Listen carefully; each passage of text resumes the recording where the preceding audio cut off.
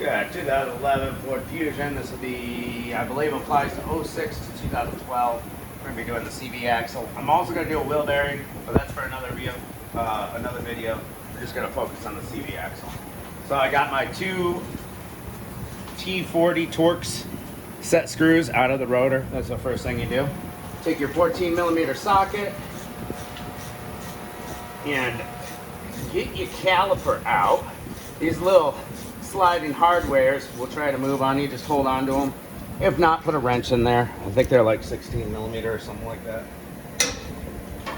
She was stuck in the socket a little bit. Next one. All right. That one it's not spinning on. That's cool. I like that. All right, now we're gonna take a screwdriver, pop this guy off. This whole video, we're gonna try not to let the caliper hang. It's not good for the brake hose. Bada boom, bada bang. All right, now we need our 15 millimeter. We need our air impact. Don't need an air impact, you can use a ratchet. It's just, makes life easier. Put everything back together by hand, but when it's coming apart, feel free to use air. 2 bolts on the back. 1.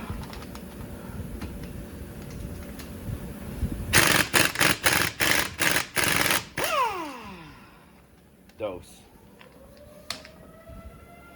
6 o'clock. Rack it on the floor. Hammer time. We need our big hammer. We'll pop this rotor off. No, don't even need to hammer this one. It's already loose.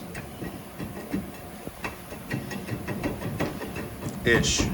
Loose-ish. It's a little crusted on there. There she be. Alright. Sick. Let's freaking go, guys. Let's freaking go. Let's get our axle nut loose. Got a 34 millimeter on there. It's a little sloppy. Could be a 32. 34 will work though. Boom. Let's see if our axle pushes in. Nope. We're gonna need the air chisel for that bad boy. We'll give her a little spray. Oh, a little spray on the.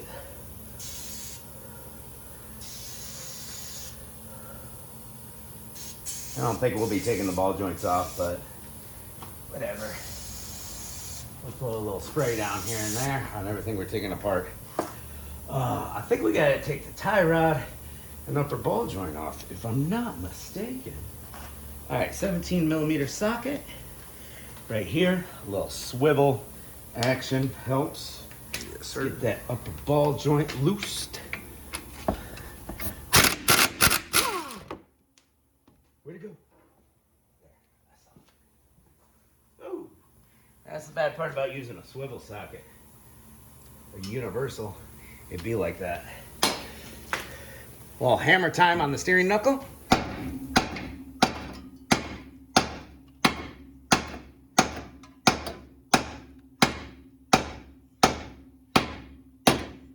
Usually it doesn't take that many taps. Get in a workout. Our goal is to get the CV axle out. So now we need to cut the wheel all the way this way or take the tie rod off. Put that guy right over there. And grab this other wheel, cut it.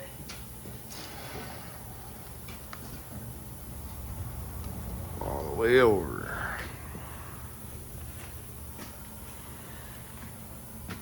And now air chisel time.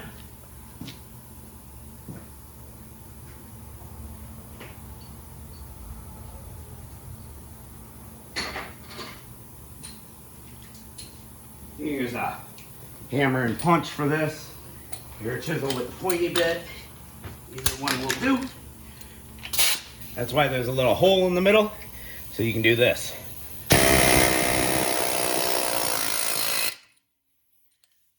Just like so.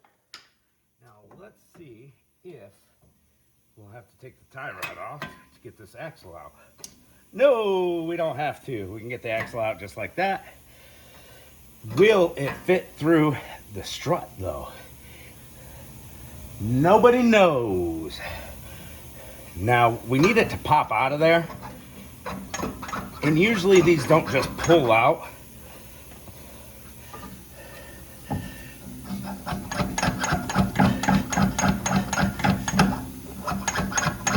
Usually you gotta hammer them from the back.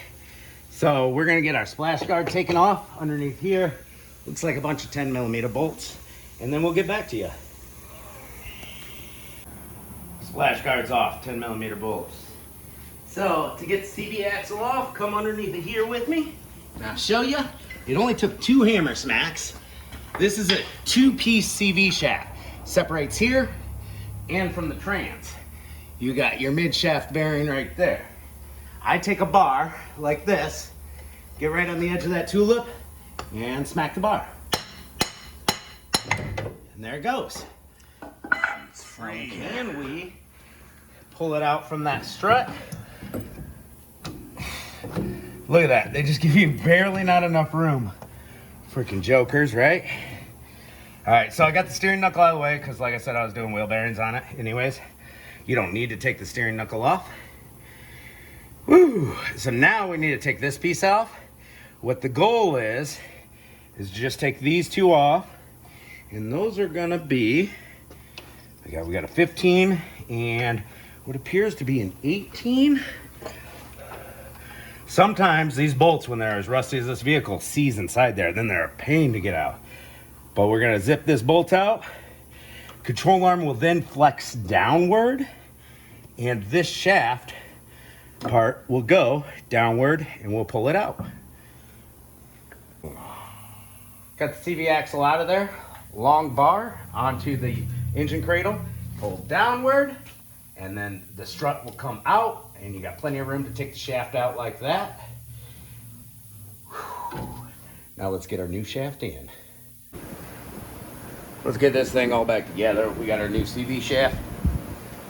New axle. We gotta get it up underneath of there, right, people? I don't have a helper right now. Look, it almost goes in, but it doesn't go in, right?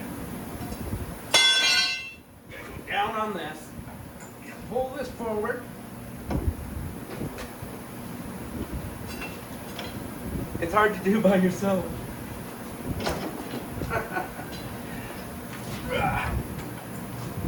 Come on, get in there, buddy. Oh. Oh, it's so hard to do without a helper. Oh, it's so hard to do. I need a helper to shove it in there. Oh, my Comcast guy's here. Talk to you in a few, guys. All right, my internet's all hooked up again. Thank you, Comcast guy. All right, so I got it in there. I ended up putting my pry bar in this way and then shoving this guy over a little, getting it in there, shoving it back on. Wasn't too bad once I did it that way. Put a little grease on the splines, make it slide in easier. Line it up with your other shaft here. Give her a little spinaroo, wiggle jiggle. There is a clip in there. We'll just give her a few taps. Did it go in? Nope, it didn't go in. There's this little C-clip, this pesky little C-clip, and it's got to get past the C-clip. Give it a little support from here, and a few smacks.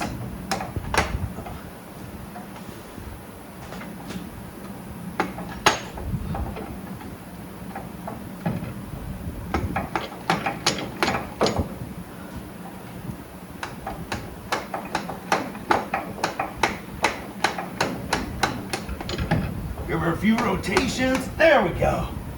Now she's seated.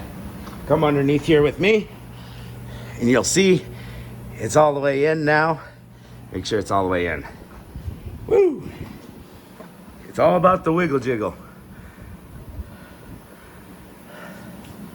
All right.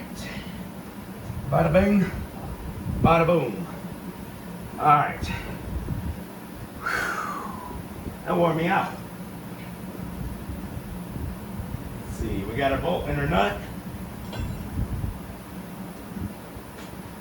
We can go down on this lower control arm and line that strut up.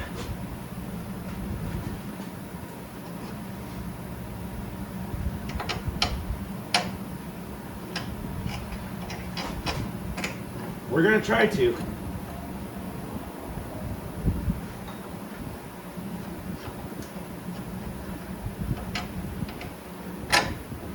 There we go, got it started. Got that bolt started. Look at the other side, see if it's lined up. Do a few taps. There we go, we'll tighten our nut up down on here. All right, the next thing I'm gonna do is take my steering knuckle, which I did the wheel bearing in, and I'm gonna set it on these two ball joints and get the nut started, and then get the steering knuckle into the ball joint here. Don't have to worry about the tie rod till last. Keep the brakes out of the way for now. So I'm gonna go ahead and slap that steering knuckle on. Start with the bottom, two ball joints and the CV axle, getting those lined up and nuts started, and then your control arm, and then you can worry about brakes and tie rod. All right, 2006 to 2012, axle nut, 189 foot-pounds, torque it to it. See this little cutout right here? Take a screwdriver and a hammer and punch a little V into the outside shell of the nut. Little pinch lock. We got our upper ball joint tight. Brake hose back in with the wheel speed sensor that clips into the back. Both nuts on the ball joints tight. That guy tightened up. And I like to save my tie rod for last, that way I can move the wheel back and forth easy. So now we're gonna slap this rotor on, put our set screws in it, and then put our mounting bracket back on the right way with our two bolts that go through the back here. And then make sure everything's straight, pads are touching the rotor, slap the caliper back on it, tighten the two bolts on the back, just reverse order of what we did earlier. And then we'll slap our tie rod back into its home and tighten the nut on the tie rod, put the cotter key back through, put our wheel back on, pump our brakes before we take off, and take it for a test drive. And that'll just about do it for the day, guys. Hope I didn't forget anything. Hope you enjoyed. Drop a like if you did. See ya.